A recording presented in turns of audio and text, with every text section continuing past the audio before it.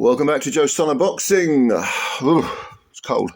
I got up this morning, it's still bloody freezing, hence I got the gown on again. But anyway, a couple of days ago, I put something on the community page of the channel saying if you've got any questions that you'd like me to answer, do so and I'll do a video. Well, I've had quite a few replies.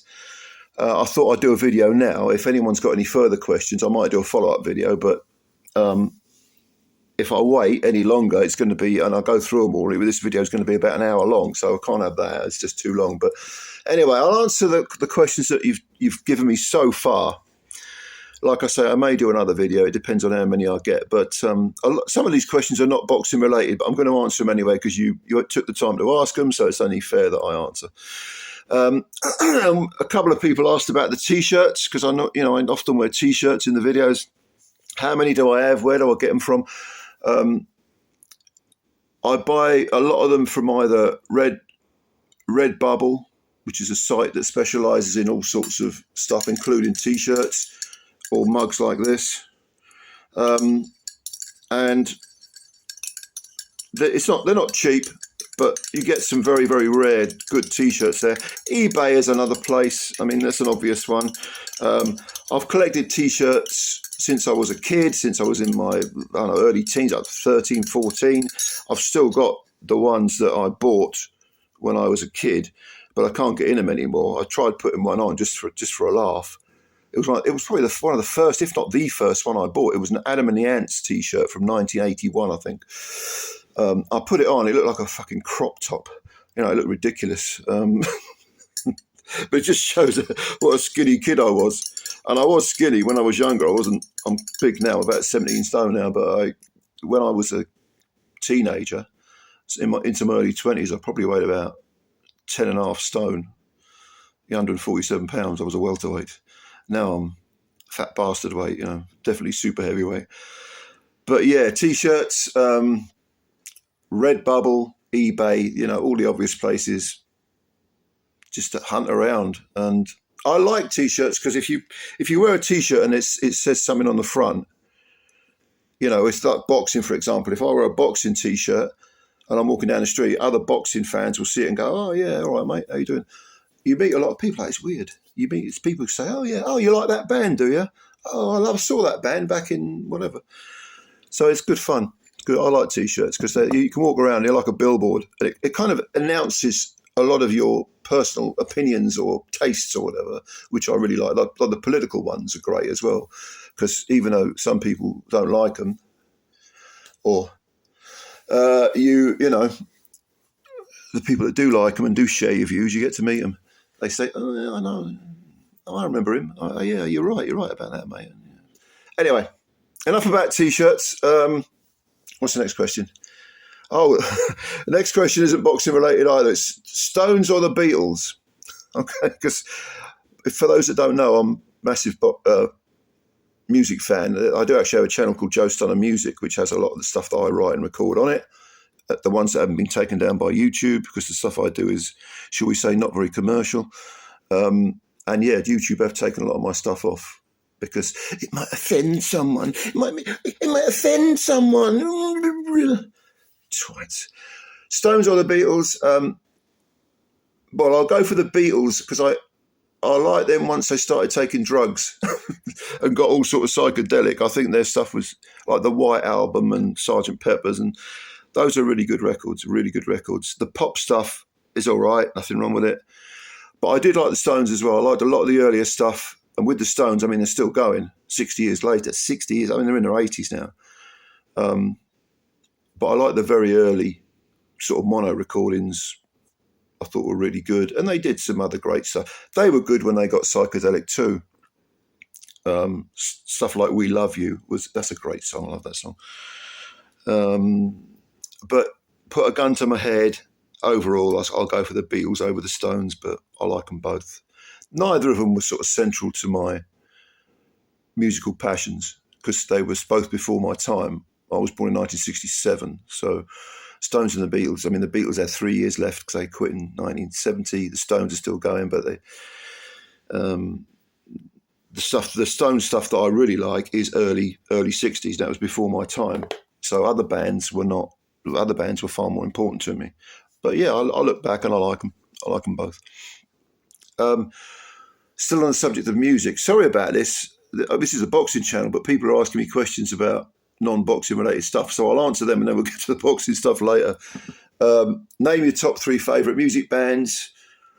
Top 3, Adam and the Ants were very important to me. Both incarnations, because they were basically 2 bands.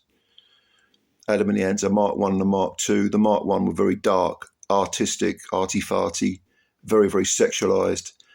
And the follow-up band, when Marco Perroni joined and started writing with Adam, probably, that was in about 1980. That was 1980. Kings of the Wild Frontier might be my favourite all-time record album. And that was the Ants Mark II. But Adam and the Ants were very, very important. The Smiths were very, very important to me. I followed them from start to finish. I saw them live. I saw Adam and the Ants live as well. But the Smiths, Morrissey at the time was a vital voice during the age of Thatcherism and Reaganism and all that shit. That, greed is good. Basically, it's what the sort of philosophy that back in the day Donald Trump trumpeted. Do you see what I did there? Because if you're old like me, you remember Trump long before he got into politics. I hated the 1980s, politically and socially, hated them. And the Smiths were an antidote to that. So they were very, very important. And Morrissey in particular was very, very important at the time. Not so much now. Could go into that. That's a video in itself. But yeah, at the time, vital band. A third band that I would pick, I would probably go for, it's difficult. I'd go for a band called Sparks. I bought the first single I ever bought was This Town Ain't Big Enough for the Both of Us. That was in 1974. I got some money for my birthday and bought that, which is by Sparks. It's probably their most well-known song. Incredible song. This Town Ain't Big Enough for the Both of Us. And they've carried on. They're basically 2 brothers, Ron and Russell Mael. And they've done about 24 albums, I think, something like that. Some are better than others, but they've always been a vital voice. I've always followed their. But 1980s, I sort of stopped listening because I think some of the 1980s albums were poor. But I've always loved Sparks, and they have suffered this, not suffered, but they've experienced this type of renaissance because someone did a documentary about them, a filmmaker, a couple of years ago, called Sparks Brothers, which is very, very good. If you want to learn about Sparks, go and watch that documentary. It's very, very important. So I would choose Sparks. So we're talking Adam and the Ants, the Smiths and Sparks. Other honourable mentions, The Clash, definitely The Clash. I thought Joe Strummer was a vital voice, a brilliant lyricist. And of course, the name of this channel, Joe Stunner Boxing, is a crib of Joe Strummer, who is one of my heroes. The Clash were vital because someone once called them the CNN of music, because they were very political, definitely from the left, which is what I am, the real left, not what passes for the left nowadays, that ludicrous rubbish, but the real political left. And it was like an education listening to them, because even though they didn't give you answers, the Clash would point you in the right direction. You go away if you're interested in these subjects, read about things and learn. So they were a very, very important band, the Clash. The Sex Pistols only made 1 album. Never mind the bollocks. Here's the Sex Pistols, which is one of the best albums ever made. Incredible record. Other people I like, Elvis Presley, big fan of Elvis Presley. I like a lot of Mark Almond's early albums. I think they were fantastic. Maybe the first half dozen or 8 albums were incredible. Who else do I like? I don't know, there's a lot in there. I like lots of different types of music. I like punk, 70s punk, the original punk bands, and I like the 1950s rock and roll. A lot of rockabilly stuff I really love. But I like all music, to be honest with you. There ain't a lot of music I don't like. I'm not overly keen on country or heavy metal, but even then I'll listen if it's something good. Anyway, that's the music stuff. Should we talk about boxing now that we're almost 10 minutes into the fucking video? Yeah, let's talk about boxing. Sorry about that, but people ask questions, so I got to answer. Right, who wins out of James Toney and Bernard Hopkins? Right, at 160. I should point out, by the way, that I forgot to give people name checks, and people like their name checks. So the T-shirts guy with Ben9965, the Stones and the Beatles question was Alex Conway. Thank you for these questions. I appreciate it. Roy Dixon asked me about the bands, and now someone called AGGL. The AG is capitalised, the GL is lowercase. He or she asks, who wins out of James Toney and Bernard Hopkins at 160? I would definitely go for Hopkins at 160 because James Toney did win his first world title at 160, knocked out Michael Nunn with a big overhand punch. Very picturesque. He was behind on points actually as well. Michael Nunn was a good, very, very good fighter. But at 160, he was kind of weight drained. And he lost. Who did he? He actually got the decision, but it was a very, very bad decision, Tony. He got over a guy whose name escapes me, who was actually a fully qualified doctor. And he kind of treated boxing as a sort of an aside, a little side project. And he beat Tony at 160. I mean, it was an outrageously bad decision. Tony did win rounds, don't get me wrong, but it was a poor decision. And that was at 160. And I think shortly afterwards, Tony moved up.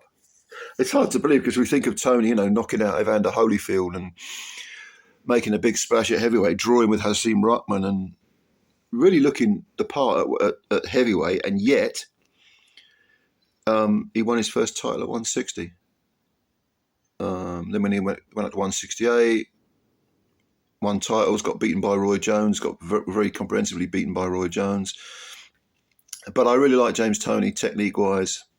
I always thought he was a bit flat-footed and didn't throw enough punches, but the precision and the poise and the stamina was all excellent in Toney, absolutely excellent. Tough man. But so was Hopkins. But at 160, I see Hopkins winning. I see him not outboxing, but he would make it an ugly, mauling, dirty fight.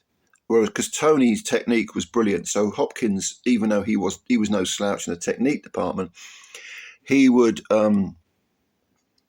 definitely maul and pinch rounds and try to unsettle the more refined, skilled Toney.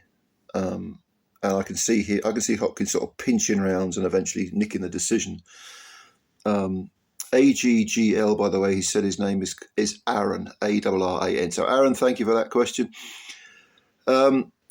Daniel Williams, 5528 asks, would you rather fight 5 Gareth A. Davies or a bear-sized Gareth A. Davies? Can you imagine if there were 5 of them? Oh, my God, one's enough. One's too much, to be honest with you, Gareth. I've got to go for the bear-sized Gareth, and even if he eats me. 5 of them. You're going to give me nightmares, mate. Come on, Daniel. Sort it out, mate. Yeah. Do you know, I've always thought with Gareth, if I met him, I might even like him because I take the piss constantly out of him with good cause. But it would really be funny if I met him and we really got on. That'd be strange, wouldn't it? Yeah, like some people you think, well, if I met him, I just think he was a cunt, like Piers Morgan. If I ever met Piers Morgan, the only desire I would have would be to either headbutt him or punch him in the face. But with Gareth, even though he's an outrageously posing twat, I'd probably think, we might get chatting about boxing and find we've got something in common. Because he knows facts. He knows factoids, Gareth does. He just doesn't really understand what he's looking at. There's a difference. But anyway. Yeah, I'll go for the bear-sized Gareth A. Davies. I could probably run faster than that, so I could run away. 5 of them, though. Good God almighty.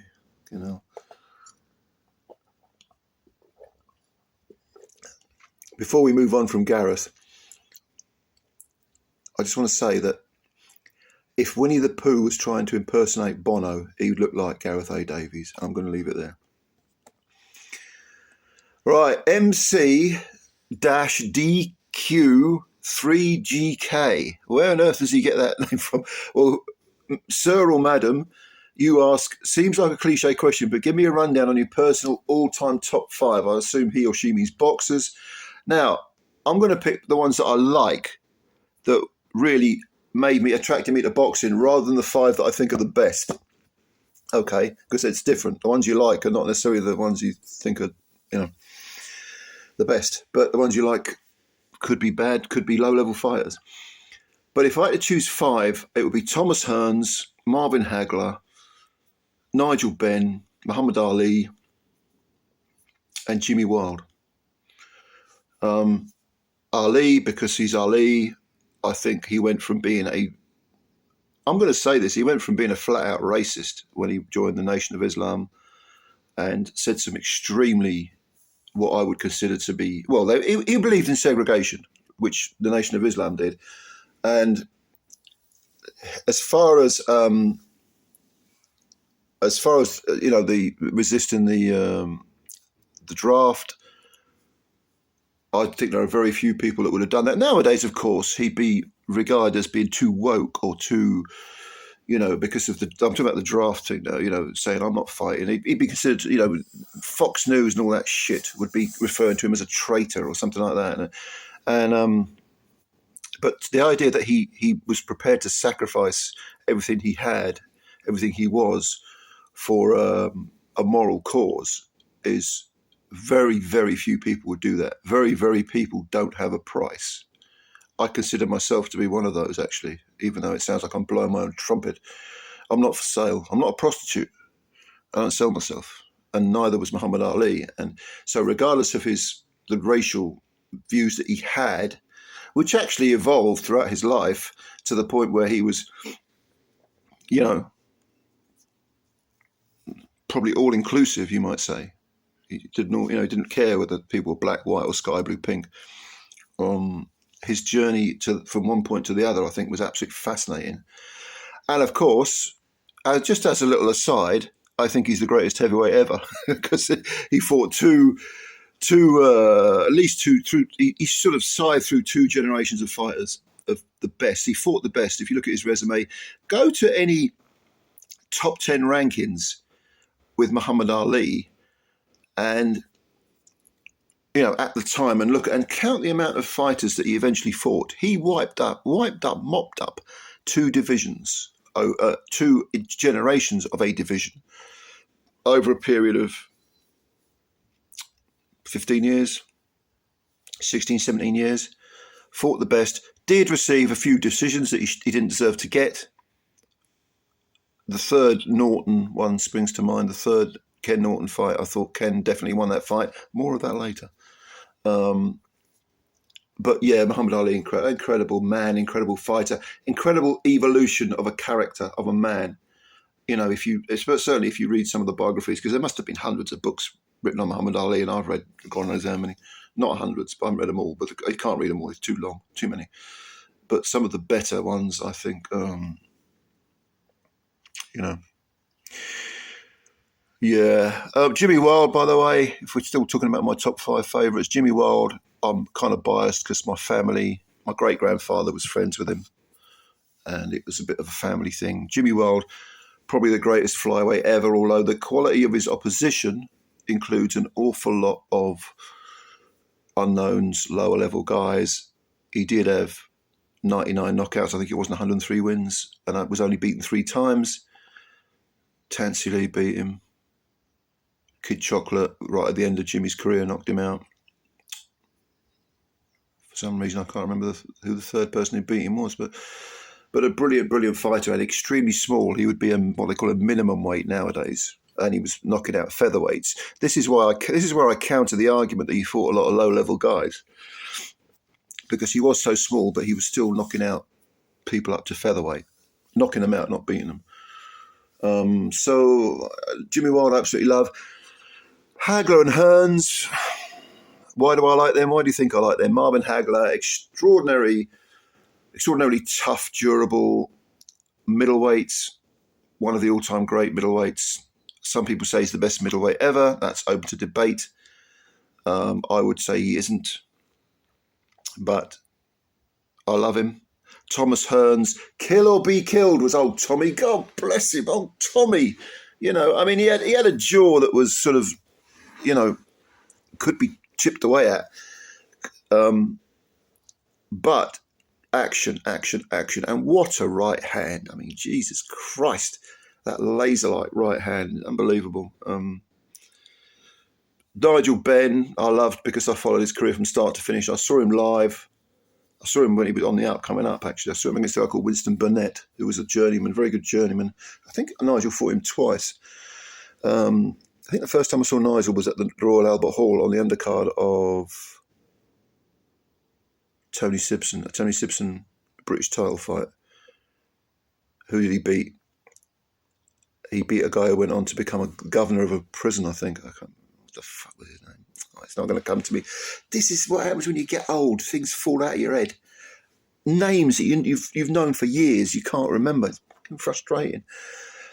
But yeah, those are my top 5. Christ, this video's long. Sorry about this, but I hope you're not bored. That's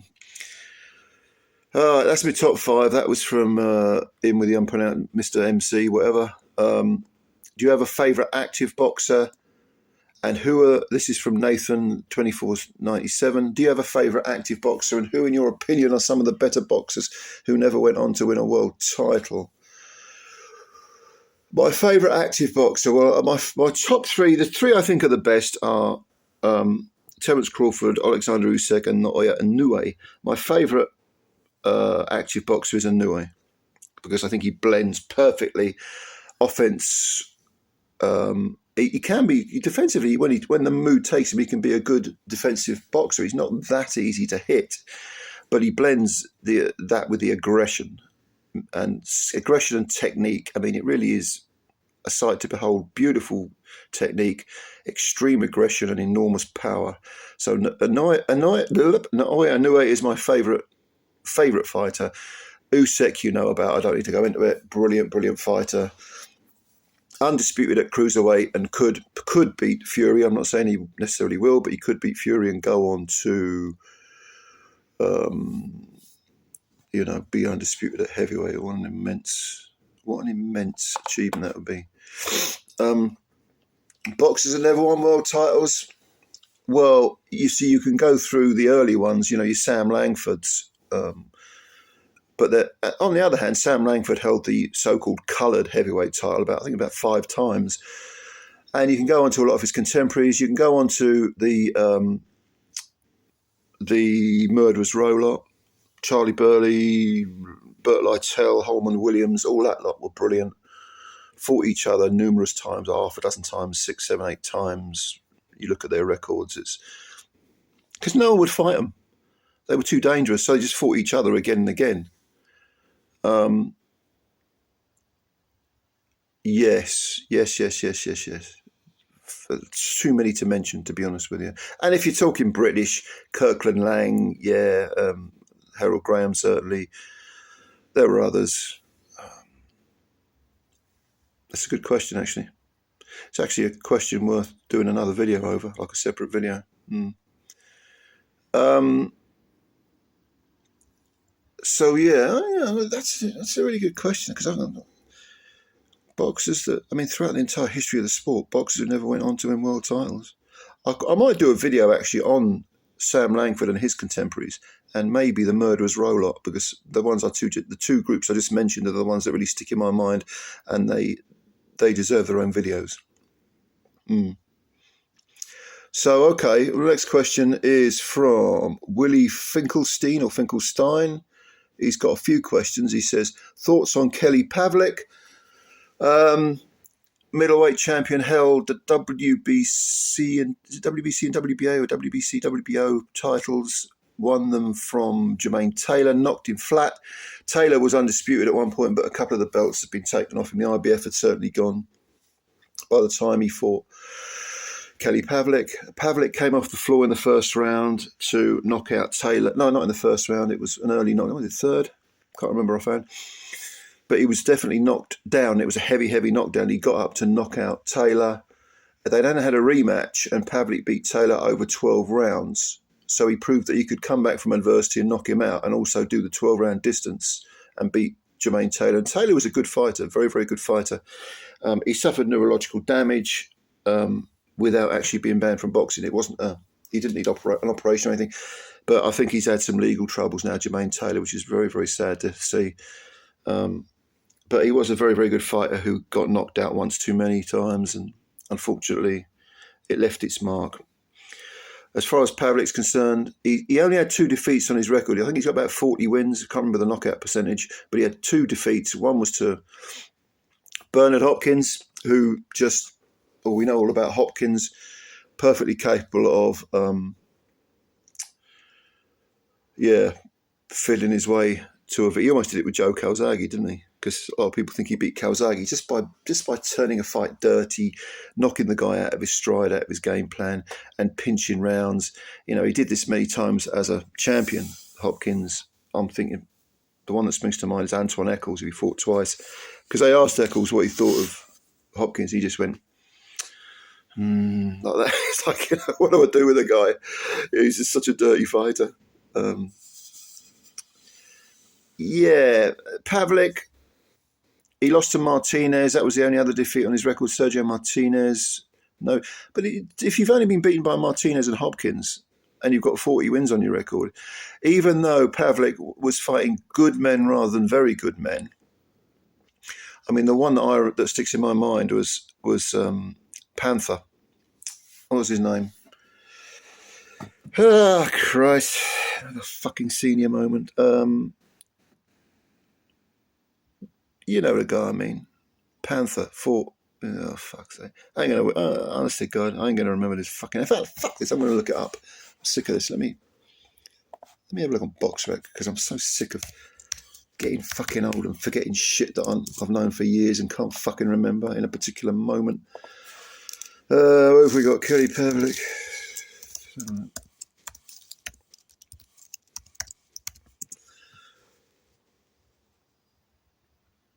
I'm going to punch myself in the face when I see what the name of the guy is, and I can't remember it. What the fuck was his name?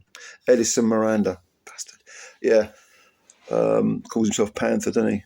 And I'm looking at this box. WBC and WBO were the titles that Pavlik held.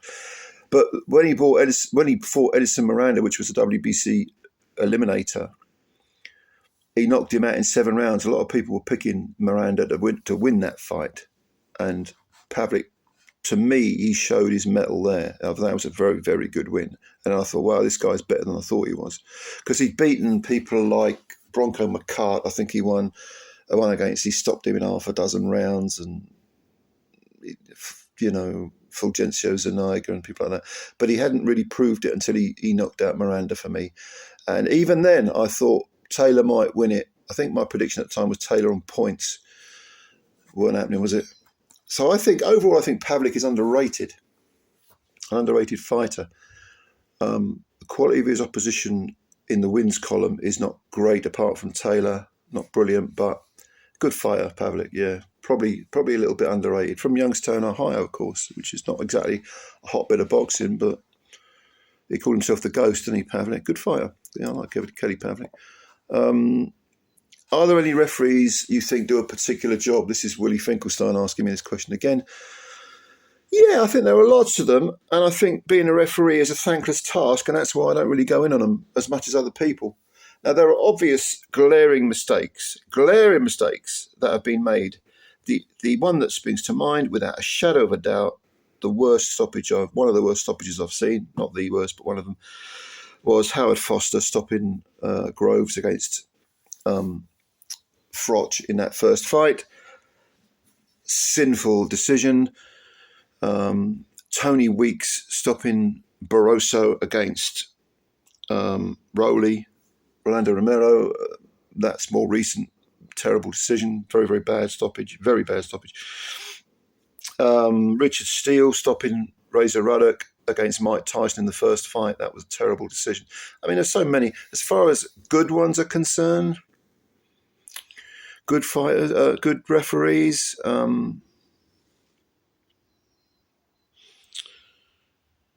mean, you know, I look at things from a British point of view. Being from the UK, Steve Gray's all right. I don't think he's a bad referee.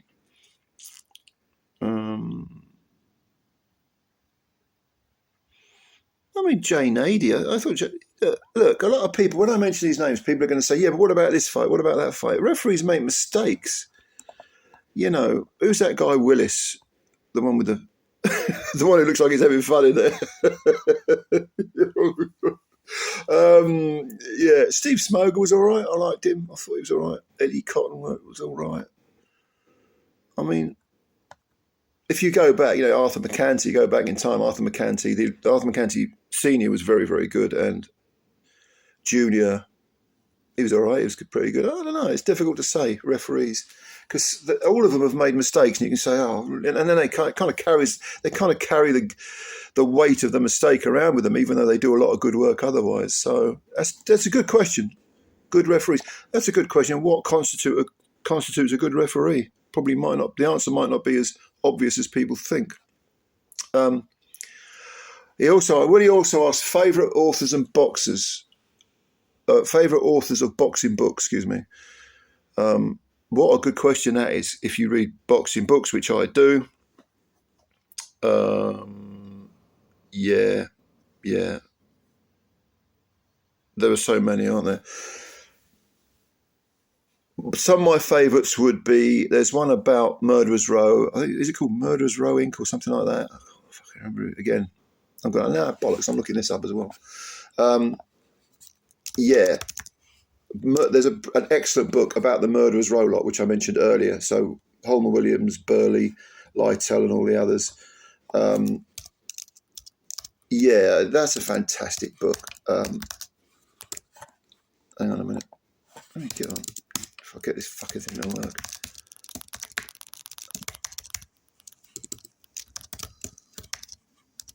Let me see who wrote this fucking thing.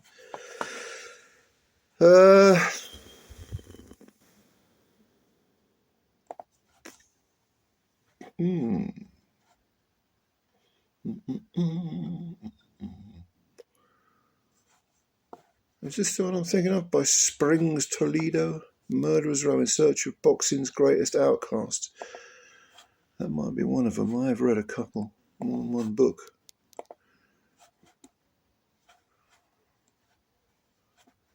I think that might be the one I'm thinking of. Yeah, it is. It is. Yeah. Springs Toledo is the name of the... No wonder I couldn't remember it. That's the name of the author. And it's called Murderers Row in Search of Boxing's Greatest Outcast. I think that's the book. I read it years ago. But I'm pretty damn certain that's the one.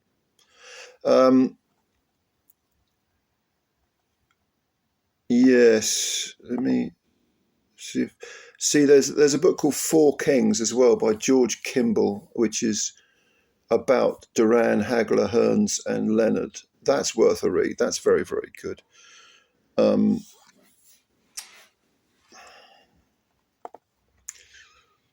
Well, the writers I like were people like Hugh McIlvenney, Harry Mullen was very good. You got your Bert Sugars.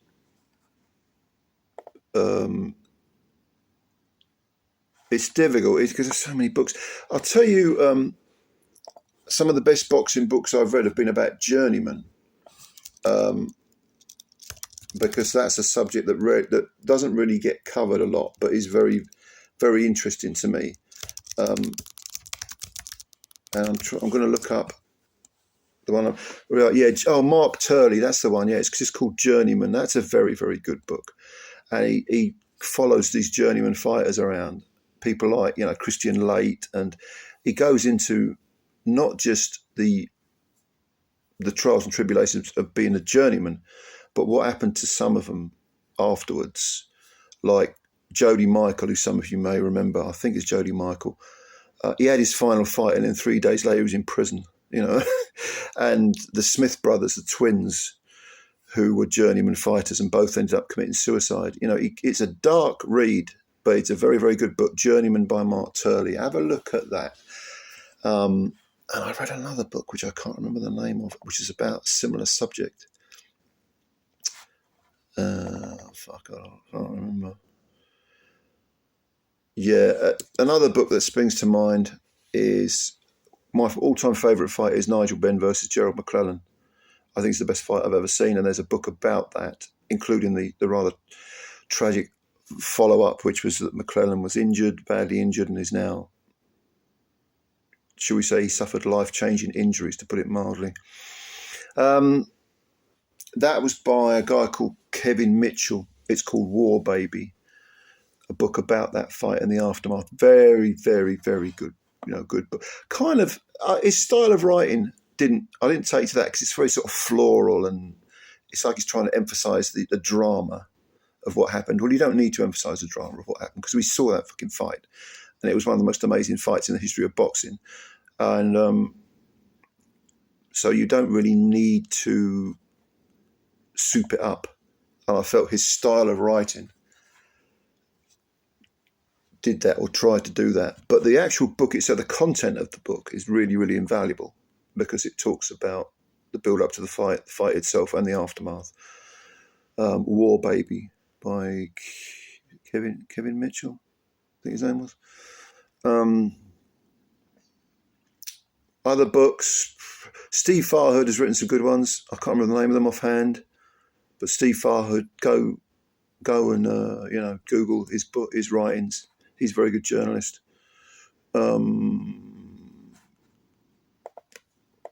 There was one called Damage that was a very good book. Oh, that's a brilliant book. I've got to mention this one. I think it's called Damage, and it's by, I think it's Tris Dixon. I'm going to look this one up. Let's have a look. Yeah, Damage, The Untold Story of Brain Trauma in Boxing. That's a brilliant book. Read that one. Again, it talks about, it's pretty obvious, the clues in the title, damage that boxers suffer.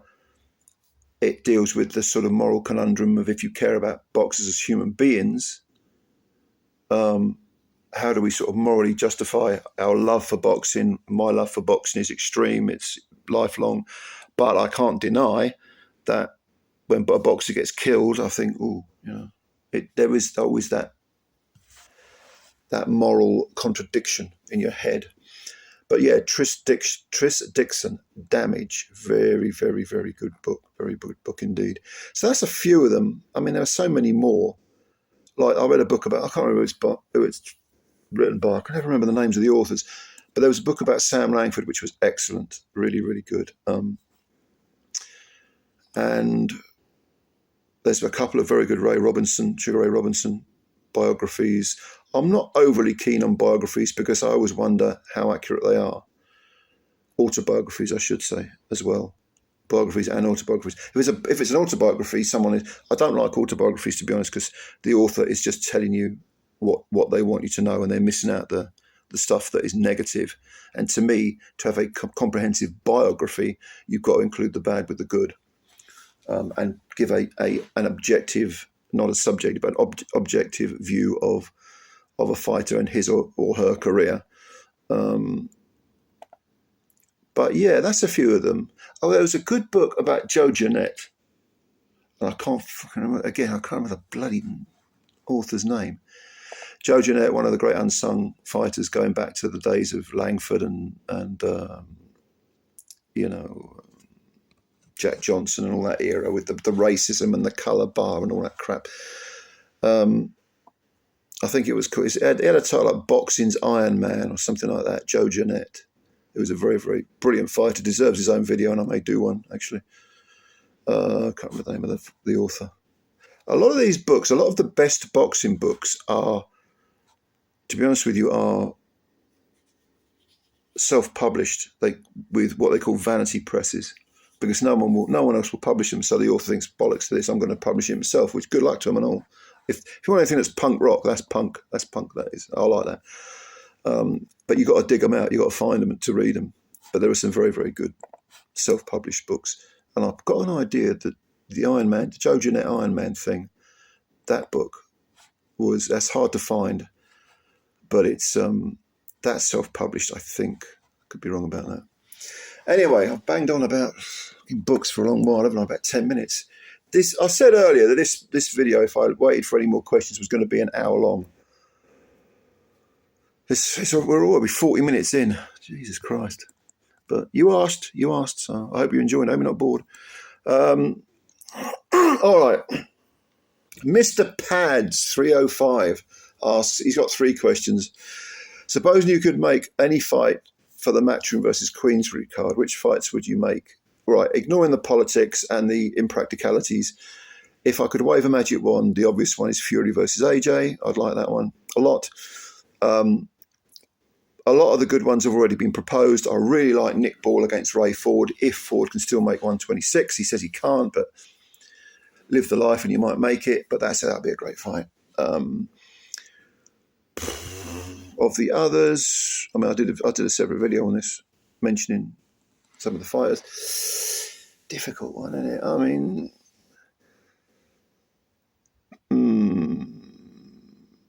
Ammo Williams against Hamza Shiraz. I like that one. I like that one a lot.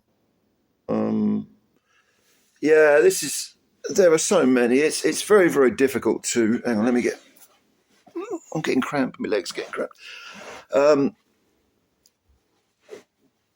Yeah, Ammo Williams against Shiraz. That'd be a good one. I don't know. Is Shiraz ready for that? Is Williams more advanced in his career? I don't know, but I'd like that one. Light heavies. Well, actually, let me go to the heavies again, because Mo Otama versus Johnny Fisher, I think, would be a very good test. I would expect Otama to win by knockout, but Fisher has improved. He's an area title holder, and theoretically, he could give Otama problems for a couple of rounds. I would definitely pick Otama to win by knockout, but for some reason, I'm intrigued by that fight. I don't really know why. Getting back to the light heavyweights, who would I pick? I suppose, I don't know. Yard has got to be in the mix, hasn't he? I made a video about how poorly his career has been handled, which I stand by. I stand by everything I said, contrary to what some of you said in the comments. Yeah, Yard versus, I don't know, Callum Smith. It would tell us if Callum Smith has got anything left.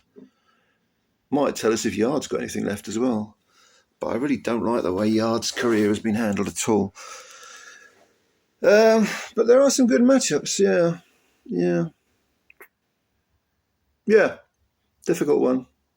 But you tell me in the comments if you want. Second question was, if Dubois fought Hrgovic next and Zhang fought Wilder, with, let's say, Parker versus AJ rematch all happening, would you be happy with that, or would you prefer some kind of a different permutation of fights? So we got Zhang versus Wilder. Okay, 2 people defeated by Joseph Parker. Yeah, why not? Parker versus AJ rematch. I think Parker's probably earned it, but the first fight wasn't particularly good. I wouldn't really be that interested in that fight. Well, how would I do things? Well, ideally first of all, I think if there's a contract for Usyk versus Fury for 2 fights, that should be honoured. Because it's only right if you've a contract. I always view contracts the same as handshakes. You shouldn't get out of it once you've agreed. Or if you want to get out of it, you should ask, not try and destroy the contract or go do things in a sort of skullduggery sort of way, which is rife in boxing. So I want that. And I'm not convinced the first Usyk Fury fight goes ahead, never mind the second one. After those 2 fights, AJ versus Tyson Fury would be my choice. I would like to see if I could wave the old magic wand again, do my Harry Potter routine. I think Dubois versus Parker is interesting. I think Parker or Dubois versus Hrgovic is interesting. But I think Parker, with his last 2 wins, deserves to be in the mix. Hrgovic, all right, he's got the win over Zhang. I think he probably deserves to be in the argument. So any of those permutations would be fine with me. Any of those matchups, no problem with them. Dubois, I'm curious to see how much Dubois has progressed, because the Miller fight showed a lot of promise, but it was Big Baby Miller, who, what the hell he is, how you describe him. There are probably others I could think of. And of course, if the loser of Fury and Usyk, if they do fight, would still be in the mix as well. because there's no shame in losing to either Alexander Usyk or Tyson Fury, even if you are Tyson Fury or Alexander Usyk. Stick them back in the mix as well. Usyk and Fury versus Hrgovic, Usyk or Fury versus Dubois. I wouldn't have a problem with that at all. The third question from Mr. Pads is, what was the first boxing fight you ever witnessed, and who got you into the sport of boxing? The first boxing fight I can remember watching, I don't know whether it was the first one I ever looked at. I didn't know what was going on because I was too young, but I definitely remember watching it. Was Muhammad Ali versus Ken Norton 3. And I knew who Muhammad Ali was. I knew that he was a boxer. I didn't understand the sport at the time because I was only about 8. I like a lot of 8-year-olds, I like watching people hitting each other, but I didn't understand what I was looking at. But I do remember the outrage afterwards that Norton should have had that fight. And Norton, in a post-fight interview, said, because he said something to Ali at the end of the fight, and someone asked him, "What did you say to Ali?" And he said, "I beat you, sucker. I beat you." Well, he did beat him, but he didn't get the decision. Bad decision. And I love Ali, but Norton won that fight. So that was the first fight I can remember seeing and being excited about and wanting to know more about it. But curiously, I knew who Muhammad Ali was, even then, which shows you how much Ali transcended boxing in the 70s. Because what was that fight? 76, maybe? Yeah, I'd have been 8 or 9. What's the other question now? Let me see, where's he gone? Who got into the sport of boxing? My grandfather. I was very, very close to my grandparents. Loved my grandfather a lot. He died when I was 22. I didn't really know my father, so he was kind of my father figure. Loved him to death. I wasn't the most agreeable of teenagers. If he was resurrected, apart from immediately giving him a big hug, I would tell him I loved him and apologise for my youthful indiscretions. But I did love him a tremendous amount, and he got me into boxing. He was the influence. I can still remember once I was in my grandparents had a bungalow and they had a garden. I was in the garden, and he opened the French window and said, "Come and watch this! Come and watch this! Come, quick!" And I rushed in. This was on a Saturday afternoon, and these were the days long before the internet and all that. It was World of Sport or Grandstand, one of those, and they were showing the first Aaron Pryor Alexis Arguello fight. Oh, fucking hell! One of our top 3 fights of all time. And he said, "You've got to see this," and it was amazing. We sat there. I sat on the sofa. He sat in his usual chair that he always sat in, and we were like going mental watching it. Brilliant memory. Yeah, my grandfather got me into boxing. Love it. So we move on to, what the hell is this guy's name? Time to do Patriot stuff, 2315. And this gentleman asks, would Leonard Ellaby and Gareth A. Davis make a cute couple? God, can you imagine?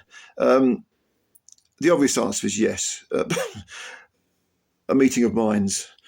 Can you imagine? They have a romantic candlelit dinner, surprise each other with presents, and who knows where the night may lead. Leonard Ellaby and Gareth.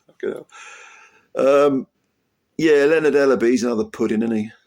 Glad I've talked out of bollocks. Someone said to me, Leonard Ellaby's nose looks like a man doing push-ups. Have a look at some pictures of him. See what the bloke means. It's a good one.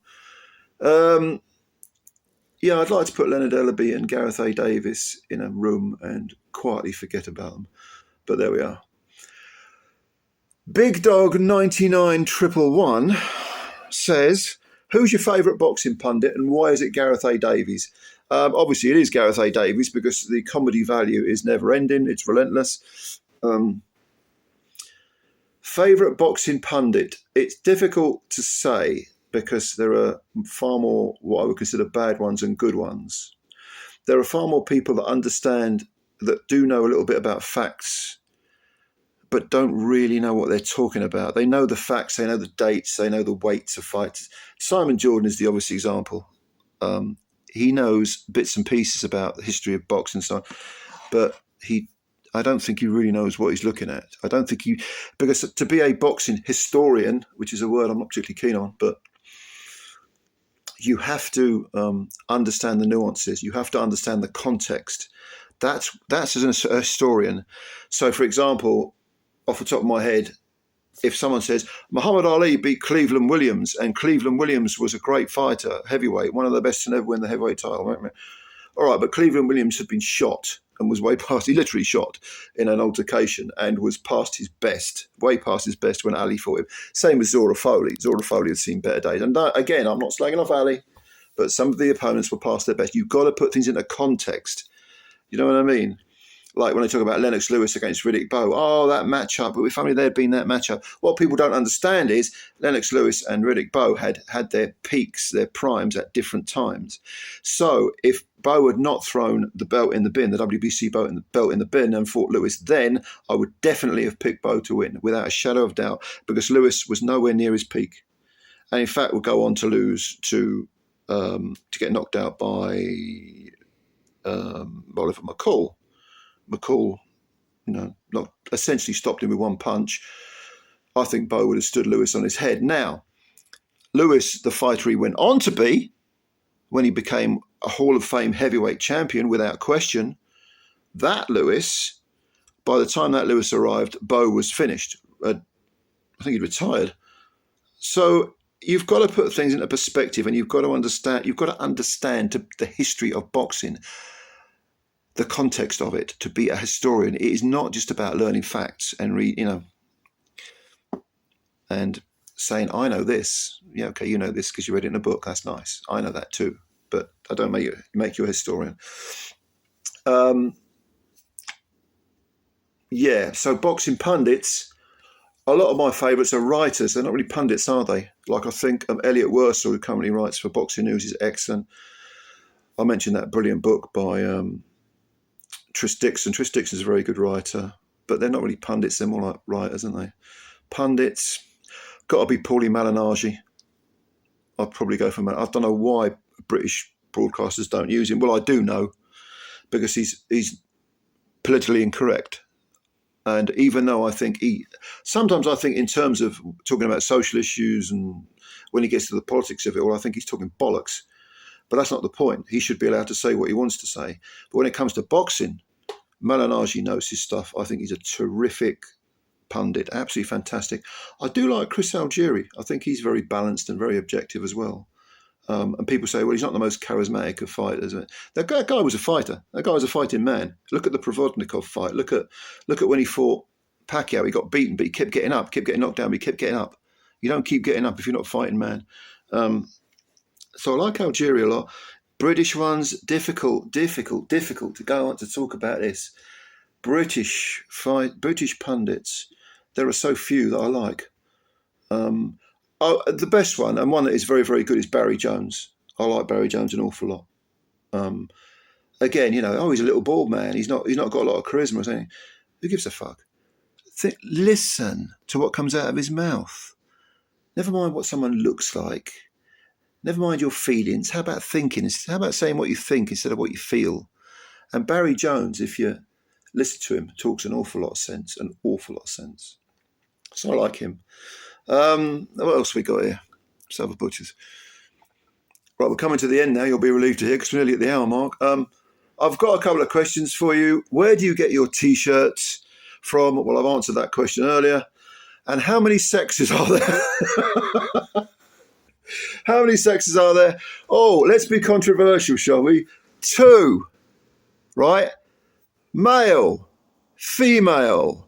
There's no such thing as non-binary. It's all bullshit. The whole gender stuff, gender agenda, is absolute garbage.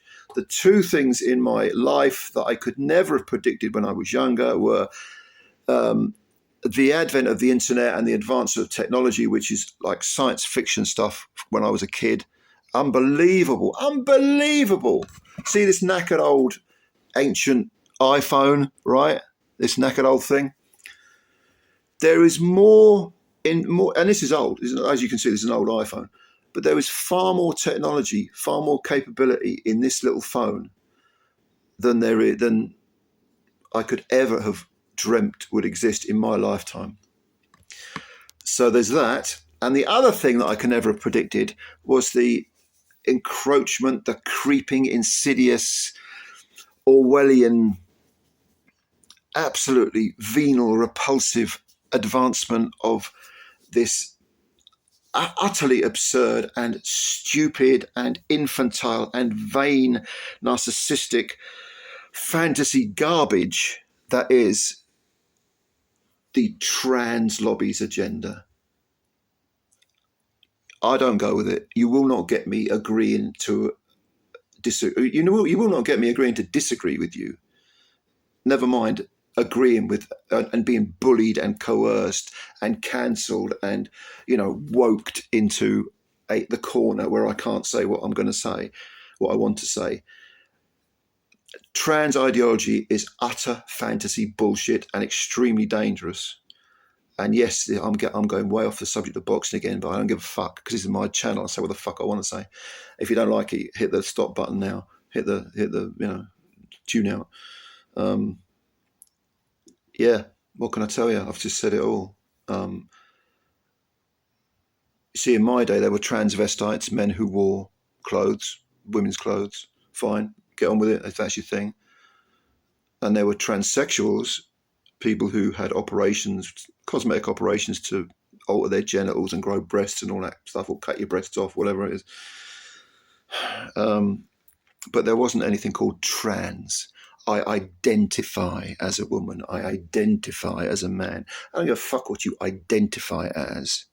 You don't get to, well, you do get to live in a fantasy world if you want, but you certainly don't get the rest of us to agree with you, to agree that your fantasy is reality. Men do not have periods. Women do not have penises. All right. So let's cut the bullshit. And on that note, when we've nearly reached the hour mark, so thank you if you've managed to get through the whole of this. I hope I haven't bored you too much. Leave your comments below. Please do. I really want to get your feedback on this video more so than the normal ones I do, because it is a very long video and I have answered a lot of your questions. If you've got any further questions, by all means leave them. I might do a follow-up video if depends whether people have paid attention to this one.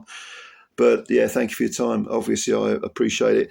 And thank you for all your support for the channel. Spread the word about Joe Stunner Boxing. It really, really is appreciated. The building up of the channel is, again, I couldn't have predicted we'd have 3,500 subscribers, but we have. We're only a little channel, but it's our channel. And all of you regulars, and I do notice your names and I do read your comments. I really, really appreciate it. So if you're new, please subscribe and hit the like button if you did like the video, and I will catch you later. Thanks a lot. Bye for now.